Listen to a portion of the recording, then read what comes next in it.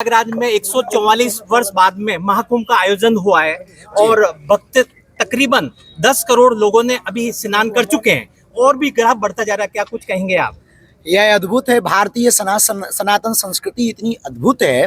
जिस सनातन संस्कृति में हम सब हैं, ये गौरव की बात है कि 144 वर्ष बाद इस महाकुंभ का आगाज हो रहा है, जो भव्य है, दिव्य है, एकता का प्रतीक है, सामाजिक समरसता का प्रतीक है, सबको एकत्व करने का प्रतीक है।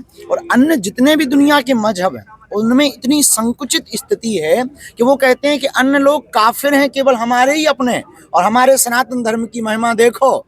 स्टीव जॉब्स की वाइफ भी आकर के कमला बन जाती हैं, वो भी डुबकी लगा लेती हैं, फ्रांसीसी भी डुबकी लगा लेते हैं, अमेरिकन भी डुबकी लगा लेते हैं। और हम उस सनातन परंपरा से आते हैं कि दोनों हाथ फैलाकर पूरी दुनिया का स्वागत कर रहे हैं कि वसुधैव कुटुंबकम, आइए आपका महाकुंभ में स्वागत। अच्छा, बागेश्वर धाम जी, बागेश्वर सेना एक आप लोग शुरू कर रहे हैं, क्या विस्तार रहेगा, कौन कौन होंगे, कहाँ तक सीमित रहेगी? अभी इस बार हमने 19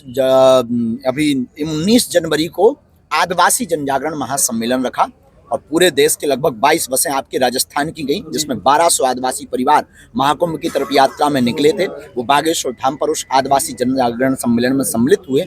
उसका उद्देश्य केवल इतना है, कन्वर्जन के लिए, धर्मांतरण के लिए सबसे सॉफ्ट टारगेट हमारे आदिवासी भाई परिवार हैं। वो प्रकृति मित्र हैं, वो प्रकृति के नजदीक हैं, जल जंगल जीवन ही उनका सर्वोपरि है।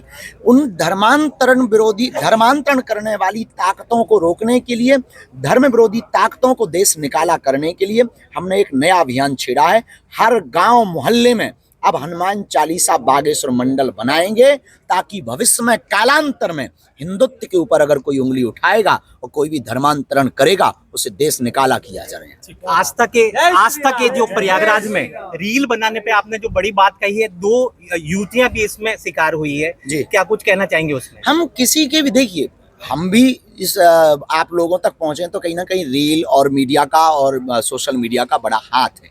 लेकिन कहीं ना कहीं वर्तमान समय में महाकुंभ अपने मुद्दे से भटक रहा है।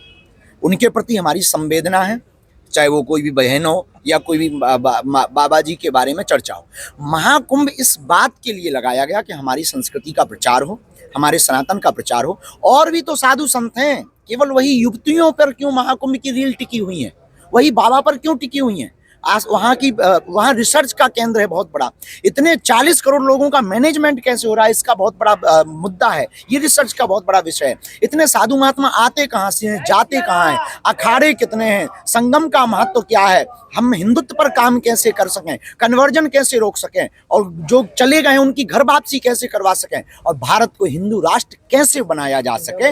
महाकुंभ इसके लिए रखा है। और हमें लग रहा है कहीं ना कहीं महाकुंभ अपने उद्देश्य से भटक रहा है। रील में नहीं, रियल में जीना चाहिए। वहां और भी महापुरुष हैं, शंकराचार्य हैं, मठाधीश हैं, मठों के आचार्य हैं, तपस्वी हैं, योगी हैं, जपी हैं, तपस्वी हैं।